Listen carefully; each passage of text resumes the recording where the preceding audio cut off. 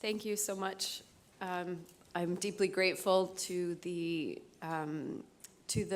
everybody who works on the Ridenhour Prize for this honor, and also to my long-suffering editor, Vanessa, who you just heard about, and to Crown Publishing for believing in this book and this story and believing that it was important to get it out.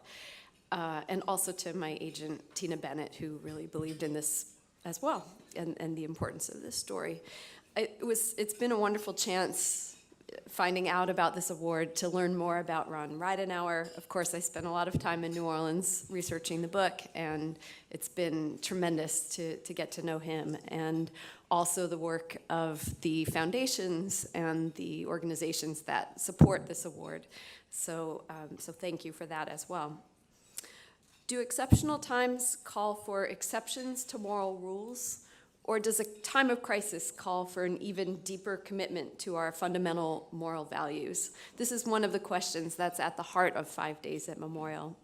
And just to give you a sense of the situation there, Memorial Medical Center was, as some of you New Orleanians know, former Baptist hospital, a really venerable community hospital in New Orleans, had been around since 1926. And then it was surrounded by floodwaters after the levees failed following Hurricane Katrina in 2005, drowning one of America's most beloved cities.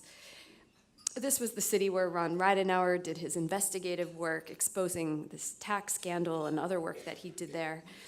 Memorial Medical Center had a backup power system, but like many American hospitals, it's very expensive to configure that backup system to run the air conditioning. So it immediately, that didn't work, and it immediately got very hot there.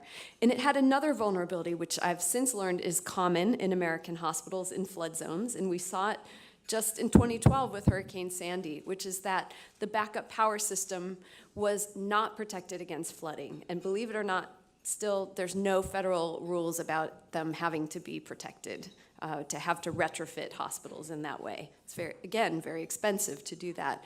So they knew that within hours, all power could fail as the waters began rising. There were about 250 patients, about 2,000 people, doctors, nurses, staff, and family members, and helicopters began arriving, but they could take 1 or 2 patients at a time, and there were so many. So think about it. Who would you save first if you had, if you had to make those difficult choices that these frontline health workers had to make? And then the next day, all power did fail. And there were pets there. People, for hurricanes, if you want them to work at a hospital, you let them bring their pets. And they started to euthanize those pets, thinking there was no way that they could get them out. It was taking so much time to get the people out. A day after that, with the situation getting worse, with helicopters arriving slowly, some patients dying, pretty much all medical care breaking down, somebody started to raise the question, should we think about putting some of the patients out of their misery? And just think again how you would deal with that question. So in all, some 20 patients were given morphine and a powerful sedative, Versed, one or the other or both, and died in those last hours, 2 days after the floodwaters rose, a day after the power cut out. Some were patients that doctors had already been sort of saying, well, we do too much for these turkeys anyways. They're very elderly, they have so many medical problems, maybe we're giving them too much medical care. But there were some who weren't teetering on the edge of life. One was a 63-year-old man, grandfather, had fed himself breakfast that morning, asked his nurses, are we ready to rock and roll? And he was very heavyset, and he was paralyzed. And literally the people I interviewed who spoke about him felt that they couldn't carry him down the steps of this 7 stories that he was on with no working elevators, let alone with the helicopters when they carried him up to the helipad, be able to carry someone of his 400 pounds. We have a lot of people in America who weigh this much, and we need to think about these issues before we face them. So some medical staff refused to participate. They disagreed, and they argued, hastening the end of life is not in our job description. And these people were all suffering, were hot, but they're not in the kind of pain that calls for sedation, let alone mercy killing. The pharmacy's still working, and so they refused to participate. And after the disaster, some medical staff did as much as they could to hide the truth of what had happened there. And others spoke out about what had been done to the media and to investigators. And they faced a high price in ostracism from the community and criticism. I heard some of these early stories and the early media reporting, and I thought I had, as a doctor, been reporting in disaster zones and had worked as an aid worker in a number of war and disaster zones, but I'd never heard of anything like this outside of the realm of fiction. And I really thought, I want to find out what really happened here, because it seemed like there might be some urgent lessons for us to take away from it, whatever that was. And so a year after the disaster, a doctor and 2 nurses were arrested and accused of second-degree murder. And a prosecutor struggled before a grand jury trying to, as he put it, apply justice to a war zone.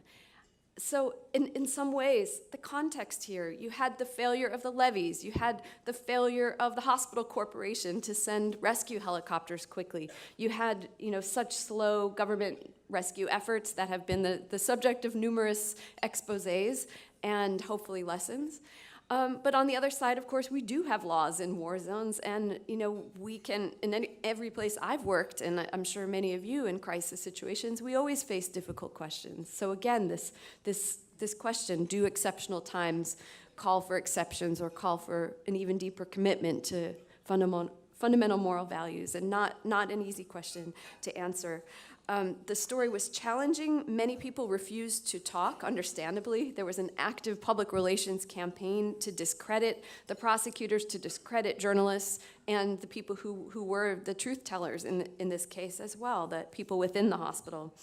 There were those who not only failed to tell the truth, but actually lied about it and attacked those who did.